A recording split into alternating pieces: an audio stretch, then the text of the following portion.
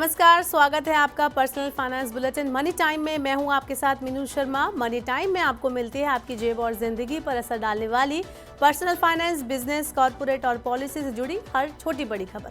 तो चलिए फटाफट शुरू करते हैं खबरों का सिलसिला।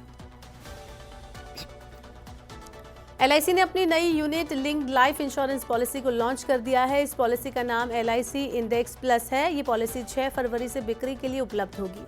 इस पॉलिसी का बेसिक सम एश्योर्ड वार्षिक प्रीमियम का 7 से 10 गुना तक होगा। मिनिमम पॉलिसी टर्म 10 से 15 साल होगी। इस पॉलिसी का न्यूनतम प्रीमियम 2500 रुपये प्रति महीना होगा। वहीं अधिकतम प्रीमियम की कोई सीमा नहीं है। आज की दूसरी खबर भी LIC से जुड़ी है, जो इसके निवेशकों के लिए अच्छी है। LIC का शेयर सोमवार को लगभग 6% उछलकर पहली बार 1000 रुपए के पार निकल गया है। इसके साथ ही भारतीय जीवन बीमा निगम का बाजार मूल्यांकन 6 लाख करोड़ रुपए से ज्यादा हो गया। BSE पर LIC का शेयर 5.90% चढ़कर 1000.35 रुपए के भाव पर बंद हुआ। कारोबार के दौरान एक समय ये 8.81% बढ़कर 52 सप्ताह के उच्चतम स्तर 1027.95 रुपए पर पहुंच गया था। NSE पर इसका शेयर 5.64% बढ़कर 998.85 रुपए पर बंद हुआ। इस साल अब तक LIC का शेयर 20% तक चढ़ गया है।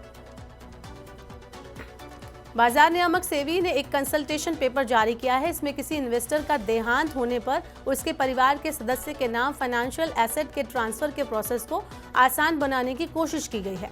सेबी ने डीमेट अकाउंट्स और म्यूचुअल फंड के लिए अभी मौजूद नॉमिनेशन की सुविधा में संशोधन का प्रस्ताव रखा है।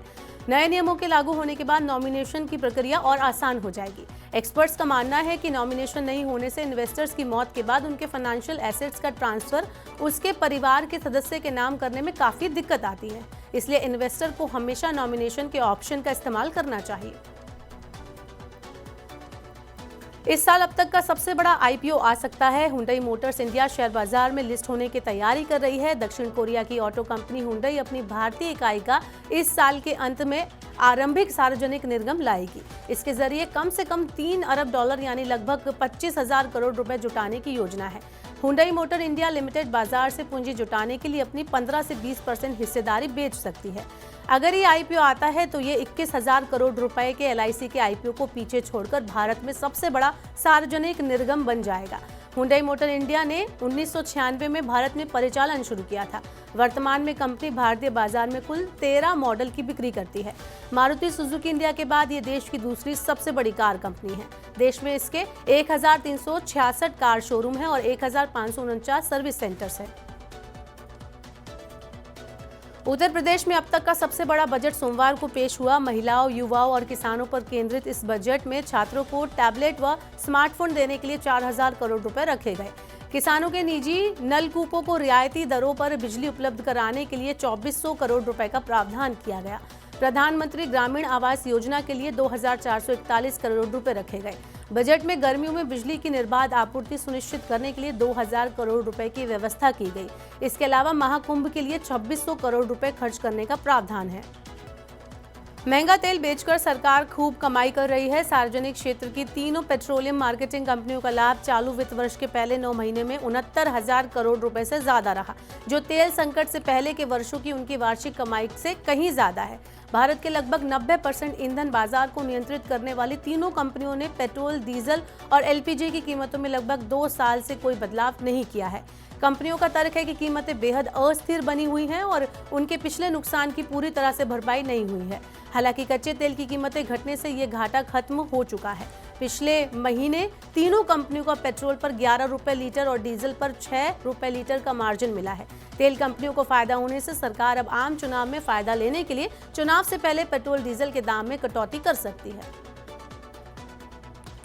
कमजोर वैश्विक संकेतों के बीच दिल्ली सराफा बाजार में सोमवार को सोने का भाव 150 रुपए की गिरावट के साथ 63,350 रुपए प्रति 10 ग्राम रह गया।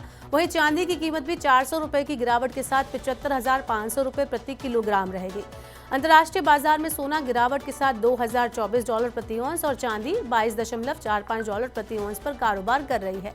मजबूत अमेरिकी गैर कृषि पेरोल आंकड़ों के बाद डॉलर और बॉन्ड यील्ड में उछाल के कारण सोने में गिरावट आई।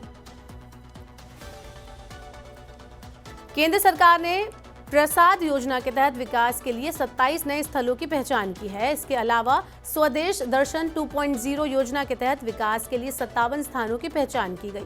पर्यटन मंत्रालय ने धार्मिक स्थलों सहित पर्यटन स्थलों पर बुनियादी ढांचे के विकास के लिए साल 2014-15 में प्रसाद और स्वदेश दर्शन योजनाएं शुरू की थी। प्रसाद योजना का उद्देश्य तीर्थ यात्रा और विरासत स्थलों पर पर्यटन बुनियादी ढांचे का विकास करना है, ताकि श्रद्धालुओं और पर्यटकों को बेहतर अनुभव मिल सके। स्वदेश दर्शन योजना का उद्देश्य थीम आधारित पर्यटक परिवहन विकसित करना है। लगातार छठी बार आरबीआई आपको निराश कर सकता है। अर्थशास्त्रियों का कहना है कि केंद्रीय बैंक इस सप्ताह अपनी आगामी द्विमासिक मौद्रिक नीति में नीतिगत दरों में कोई बदलाव शायद ही करे, क्योंकि खुदरा महंगाई दर अभी भी 6% के करीब बनी हुई है। रिजर्व बैंक ने लगभग एक साल से रेपो दर को 6.5% पर स्थिर बनाए रखा है। इसे आखिरी बार फरवरी 2023 में 6.25% से बढ़ाकर 6.5% किया गया था। खुदरा महंगाई दर जुलाई 2023 में 7.44% के उच्च स्तर पर थी और उसके बाद इसमें गिरावट आई है। हालांकि ये अब भी अधिक ही है। खुदरा महंगाई दिसंबर 2023 में 5.69% थी। सरकार ने रिजर्व बैंक को महंगाई को 2% घटबढ़ के साथ 4% के दायरे में रखने की जिम्मेदारी सौंपी है। अगस्त 2024 में जाकर ही दर में कटौती देखने को मिल सकती है। इस साल नया स्मार्टफोन खरीदना आपको महंगा पड़ सकता है, क्योंकि मार्च के बाद से स्मार्टफोन के दाम बढ़ने की आशंका है। चीन में मेमोरी कार्ड की कीमत बढ़ने और चीन की करेंसी युआन में आई तेजी की वजह से स्मार्टफोन महंगे हो सकते हैं। स्मार्टफोन में उपयोग होने वाले मेमोरी चिप्स के दाम लगातार बढ़ रहे हैं। ऐसे में मेमोरी चिप बनाने वाली सबसे बड़ी कंपनियां सैमसंग और माइक्रोन मार्च तिमाही में दाम में 15 से 20% तक की बढ़ोतरी कर सकती हैं। मेमोरी चिप महंगी होने से सबसे ज्यादा असर 10,000 रुपये तक के बजट स्मार्टफोन्स पर पड़ेगा, क्योंकि इनकी कुल लागत में मेमोरी चिप का बड़ा हिस्सा होता है। और अब चलते चलते देते हैं आपको आईपीओ का अपडेट। सौर ऊर्जा समाधान प्रदाता अल्पेक्स सोलर लिमिटेड ने अपने आईपीओ के लिए 109 से 115 रुपए का प्राइस बैंड तय किया है। कंपनी का आईपीओ 8 फरवरी को खुलेगा और 12 फरवरी को बंद होगा। एंकर निवेशक 7 फरवरी को बोली लगा सकेंगे। इसके अलावा सेबी ने 4 और कंपनियों को आईपीओ लाने की मंजूरी दी है। मंजूरी पाने वाली कंपनियों में जूनिपर होटल्स, ऑर्किड डेवलपर्स, सीजे डार्कर लॉजिस्टिक्स और इंडो फॉर्म इक्विपमेंट शामिल है। इन कंपनियों के शेयर बीएसई और एनएसई पर लिस्ट होंगे। साल 2024 आईपीओ के लिहाज से बेहतर वर्ष साबित हो सकता है। तो ये थी आज की मनी टाइम में बड़ी खबरें। वक्त हो गया आपसे विदा लेने का। अब आपसे होगी कल मुलाकात। पर्सनल फाइनेंस से जुड़ी खबरों को पढ़ने, सुनने और उनसे जुड़े खास कार्यक्रमों को देखने के लिए मनी9 के सुपर ऐप को जरूर डाउनलोड कर लें। साथ ही आज का हमारा मनी टाइम आपको कैसा लगा, नीचे कमेंट बॉक्स में हमें अपनी राय देना ना भूलें। फिलहाल के लिए इस बुलेटिन में इतना ही। बने रहिए मनी9 के साथ। नमस्कार, शुभ रात्रि।